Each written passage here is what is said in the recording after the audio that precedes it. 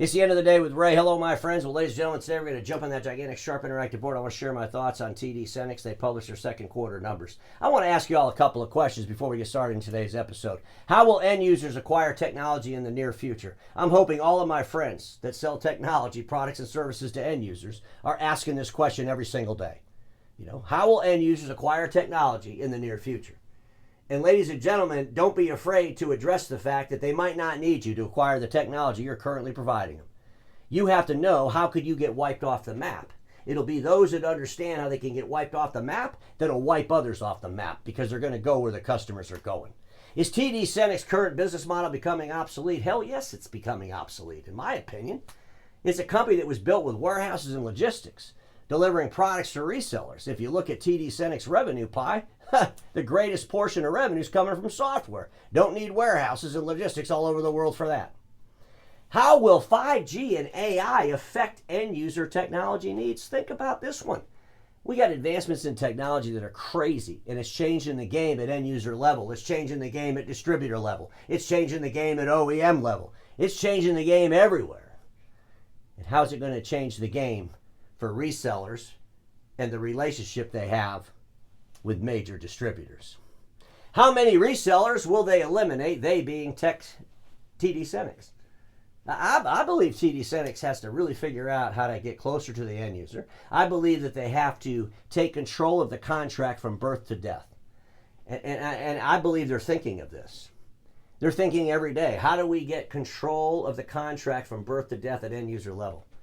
And if they're successful in that, well, then the resellers just become a skew, a spoke, if you will. So ladies and gentlemen, there's a lot to think about in those questions. So let's jump on the board and start out by looking at some numbers. TD SYNNEX second quarter, they did $14.9 billion in revenue, and their non-GAAP gross billings were $21.6 billion. This non-GAAP gross billings nonsense and the revenue and all this crazy stuff, and I'll share some thoughts on that as we go through this episode. But let's look at the revenue percentage coming out of Americas is 60%, and the non-GAAP gross billings coming out of Americas is 62%. We all know that the world is having some pretty interesting geopolitical things going on right now. And these global organizations are going to get pressured. And folks, even though, the revenue going to TD SYNNEX, the majority of it's coming out of the Americas, that doesn't mean that they're not going to have issues. And I'm telling you right now, when you're running an operating margin on revenue of 2.2%, and you're running an operating margin on your non-GAAP gross billings of 2.77%, it's not enough to absorb a major hiccup. And I really believe that it won't be long. I've been saying this for a while, but I still think it's coming, where TD SYNNEX gets a big surprise, if you will.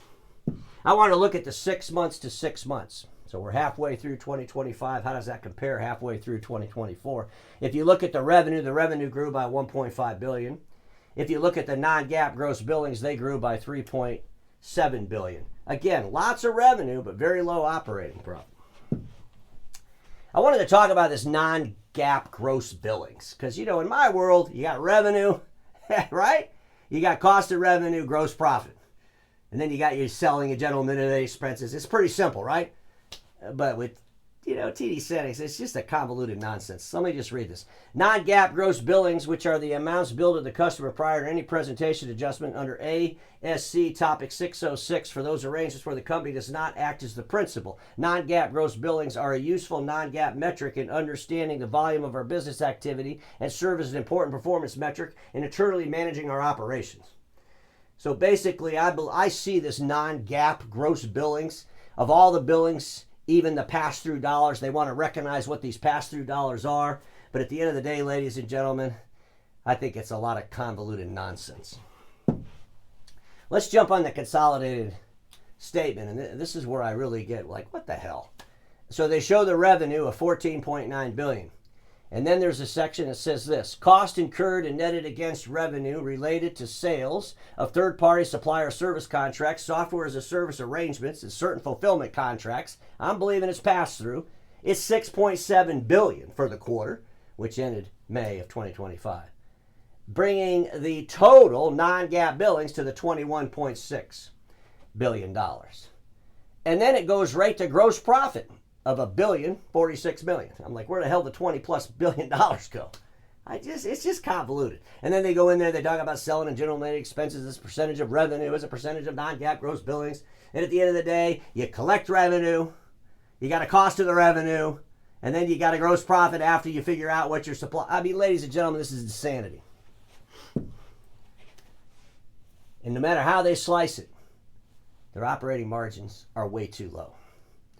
And they are vulnerable to the realities of technology improvements.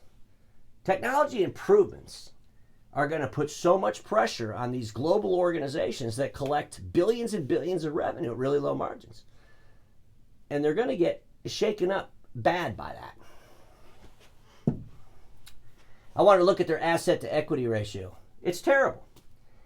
27.95%, 72% of their assets are encumbered. Then I want to look at their assets of goodwill and intangible as a percentage of assets.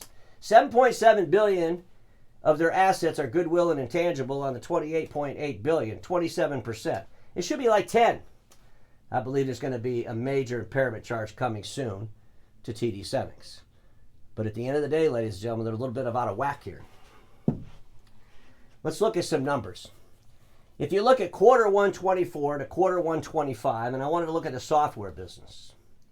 The software business was $4 billion in quarter 1 of 2024, and it was $4.8 in quarter 1 of 2025. It grew by $800 million. And if you'll notice, in the quarter 1 presentation for TD SYNNEX, they never said anything about print. We all assumed it was in peripherals. Well, they made a change. Let me show you this. They must be watching the end of the day with Ray, because I've been complaining about that for a long time. Now they got peripherals in print, which basically peripherals in print is only 13% of the total revenue of the company. But when you look at the software business for the second quarter of 2024 compared to the second quarter of 2025, look at this. $3.7 billion in the second quarter of 2024 to $4.3 billion in the second quarter of 2025. So for the first half of 2025, they grew their software business by $1.4 billion. That's the growth of the company. That's why things have to change, right? Everything else is pretty much flat. Same percentage of revenue. So this is a big deal. And by the way, that print business, let's just look at this for a second. I mean, $2.8 billion is 13% of the second quarter number. So $2.8 billion in the second quarter with peripherals and print. What is the print revenue? And ladies and gentlemen, I believe that most of the print revenue that TD SYNNEX collects is really just pass-through. Aren't they managing like the HP subscriptions and some of that nonsense? And at the end of the day, what are they doing? What are they managing for HP besides their subscriptions? Aren't they managing that crazy Amplify agreement too? I think it's a lot of pass-through, a lot of noise, a lot of nonsense, very low margin. They got to quit doing it. Amplify, TD SYNNEX, HP Amplify. You've seen the episodes. I mean, they got in there. They're helping TD SYNNEX audit customer. TD SYNNEX is helping HP audit customers and all this crazy crap over Amplify. Been doing it for a long time, you know. TD SYNNEX now they got this Amplify finance, you know. They want to help end users finance equipment, dealers, resellers finance equipment. Think about it, ladies and gentlemen. There's got to be so many changes coming to TD SYNNEX and the relationship with their resellers. This is the slide that I've shared many times, and I think we all need to pay attention to this. You know, they had a linear model, solutions aggregation, ecosystem orchestration. They want to be the conductor. They want to control the birth of the contract to the death of the contract. They want to decide the resellers to use in those environments. They want to partner with organizations that will take them to a whole nother level than a reseller could. The days of the small reseller, I believe, are coming to an end. And I hate to tell you all that, but I believe the small resellers, the small service providers will have a place in the ecosystem. The problem is, they're just going to be in the orchestra. Someone else is going to be conducting. Somebody else is going to control the birth to the death of the contract. Folks, you got to see this coming. Technology's changing way too rapidly. You know, they talk about the best line card in the industry to take advantage of AI growth and the partners and all the stuff they're doing with. And, You know, I don't believe TD SYNNEX will be the only vehicle in the long term enabling first-to-market advantages to progressive software platforms. You know, ladies and gentlemen, I just read an article. I want to do a whole episode on this. But there was an article I read where they're talking about VC, venture capital investments in the year 2019, and what the ROI is today. Less than 37% of the investments from venture capital made in 2019 even have an ROI, and it's so low they would be better off buying treasury notes. And this particular author believes that venture capital will no longer be in the space of B2B. They're going to move in the space of B2C. And that should be scary. But we can prepare for that and position ourselves to be in that place. But at the end of the day, ladies and gentlemen, if the investments want to go B2C, why do they want to do that? Because today we're seeing software applications that end users can just go and get themselves. They don't need resellers in the middle of that. There's applications out there and software applications out there that end users and businesses can go and get themselves without the interference of anybody. And when your TD SYNNEX and that big old bucket of your revenues coming out of software, how could that go to the end user a different way? And if you're TD SYNNEX, you don't want to lose control. You just might have to change how it gets to the end user.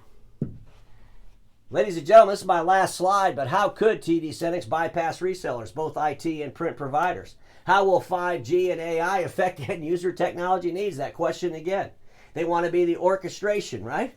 There's a reason they call it orchestration, because you want to be the conductor of the orchestra. But I think about companies like AT&T Business, Verizon Business, T-Mobile Business, Microsoft and Google. With the advancements in technologies, with AI and 5G, can these players not get involved more heavily with a company like TD SYNNEX, a global distribution center that has relationships all over the world? And maybe these major players will say, we want to be your new relationship. Maybe AT&T says, hey, we want to start bundling 365 with our ISP services. Maybe Verizon says the same and T-Mobile says the same. Maybe Microsoft goes to AT&T, another telephony company, and says, you know what? We want to use you to sell our software. Folks, if you don't think there's changes coming in the way the end users get their technology and get the services they need, you're crazy, because there is changes coming. And everybody watching me knows this. They've always known it, right? Status quo is the killer of all that'll be invented. Don't get stuck there, and I'll see you all tomorrow.